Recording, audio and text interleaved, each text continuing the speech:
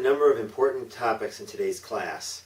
The first one of which was the production possibilities frontier, which is representing the amount of particular goods or services that the economy might produce if all the factors are fully used. For simplicity, we generally reduce it down to two goods that are produced in the economy. So you can think about an economy that only produces butter or cheese. And to create a production possibilities frontier, you would start off with your axes. And along one axis, you would put one of the goods. So I'll put cheese on the y-axis. And we think about if all of our resources were deployed to make cheese, how much cheese could we produce? And that would be 1 point on the axis. And we might call that 1,000 pounds of cheese, just for the sake of putting something on the chart. And then if instead we were to use all of our resources to create butter, we would put that point on the axis. Again, maybe it would be 500 pounds of butter is what we would be able to produce if all of our resources were used in the production of butter. And then any point in between would be possible. So that's why it's called the production possibilities frontier. And if we assume constant opportunity cost, that the amount of butter that we could get if we make a certain amount of less cheese doesn't change, then we would draw a straight line. And the slope of that line would be the opportunity cost. So every time we make another pound of butter, we are able to make 2 pounds fewer of cheese. Or every time we make 1 pound fewer cheese, or 1 pound less cheese, we're able to make half a pound more butter. So the opportunity cost of cheese is 2 butters, and the opportunity cost of butter is half a pound of cheese. Any point along the line would be considered both feasible and efficient. Feasible meaning that we're able to do it, and efficient meaning that all of our resources are being used.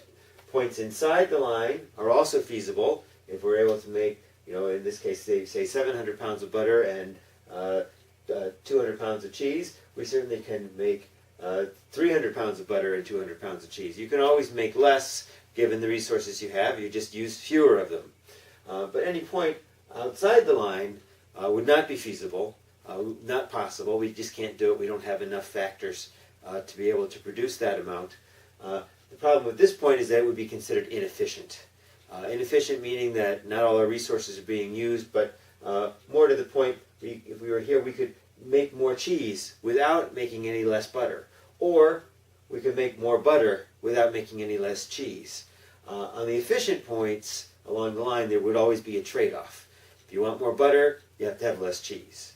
Or if you want more cheese, you have to have less butter. If we were assuming increasing opportunity costs, then the chart would have a more, would look more like that. Our production possibilities frontier would have that kind of a shape. And the example that I used in class would be if we had the two items being produced in our economy were, say, milk and cars.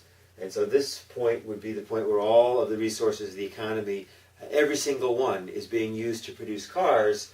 And you can see that the opportunity cost at this point of making fewer cars, the opportunity cost of cars is very high, and the opportunity cost of milk at this point where milk is 0 is actually very low. We can move some of our resources into milk production, say the cows, and we'll give up very few cars, and we're going to be able to gain a whole lot of milk. And so as we're moving along in this direction toward the cars, the opportunity cost of cars is getting higher. Every car we make costs us more and more milk. And down here, where all of our production, all of our resources are being deployed in milk production, including the auto factories, again, the opportunity cost of milk is very high. And if we were to make just a little bit less milk, we could produce a whole lot more cars, right? This is the 0, and this would move up to here by just going back this little bit amount on the milk. So as we're moving toward the milk, the opportunity cost of milk is getting higher. Okay, we'll now move to back to the world of constant opportunity costs, just because it sort of makes the numbers easier to work with. And we'll think about two people, George and Kim, who have their own little economy going. They clean houses and they rake yards. And if George spends all his time raking yards, he's able to rake 40 yards in a day. And so his production possibilities frontier, the intercept on the raked yards, sorry, let me try to fix my handwriting just a little bit. Raked yards, and this would be at 40. And if he spent all of his time cleaning houses, he would be able to clean 10 houses. This is George. And we're going to assume constant opportunity cost, so we're going to draw a straight line, and that means that for George, every house, the opportunity cost of a house is 4 yards, and the opportunity cost of a yard is going to be for 1/4 of a house.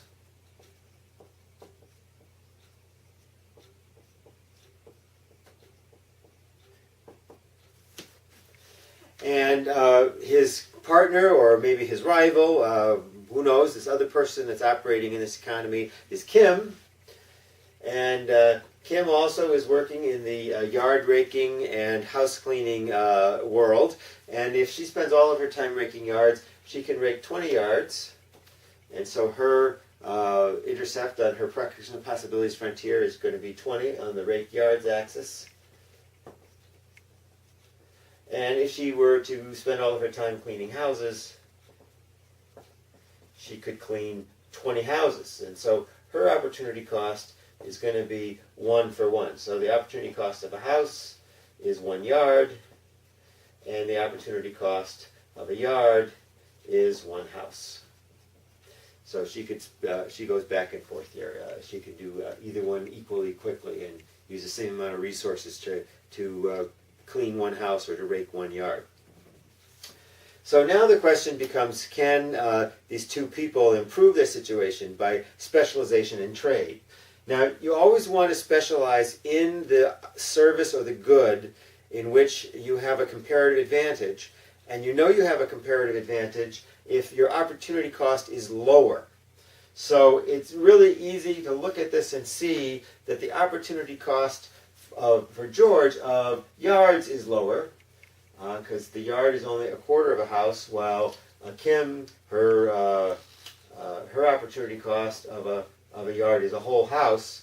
And on the other hand, Kim has a comparative advantage in terms of cleaning houses, because her opportunity cost of cleaning a house is only 1 yard, while George gives up 4 yards.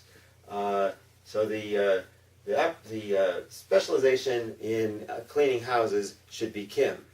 So let's assume they specialize completely, and that George rakes 40 yards, and that Kim cleans 20 houses. Well, it seems it's pretty clear that if they were to trade, they could both be in a position where they can consume, if you will, outside of the production possibilities frontier of what they will be able to produce on their own.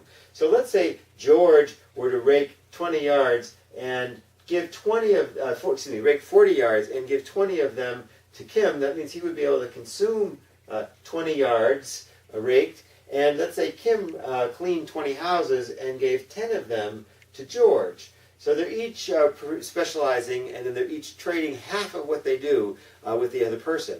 So George, in terms of his consumption, he will be able to consume the 20 yards that he raked and kept, and the 10 houses that he gets from Kim. So you see, and 10 is actually the most that he could have done by himself and ended up with no yards raked. So for him to be at 20 yards and 10 houses is clearly outside of his production possibilities frontier, and this could be George's consumption point. And so to be able to consume outside of what you can produce is the whole purpose of trade. It's the gain. It's the gain from trade. You're able to consume more than you could produce on your own. And similarly, Kim, she has cleaned these 20 houses. She's given 10 of them to George, but George has in return given her 20 raked yards. Now remember, if she had spent all of her time raking yards, she'd only get 20 raked yards. Now she gets 20 raked yards just for cleaning the 20 houses and keeping 10 of them. So she's able to consume at 20 houses, at 10 houses and 20 raked yards. Again, outside of her production possibilities frontier, Kim and George are both able to consume more than they could produce.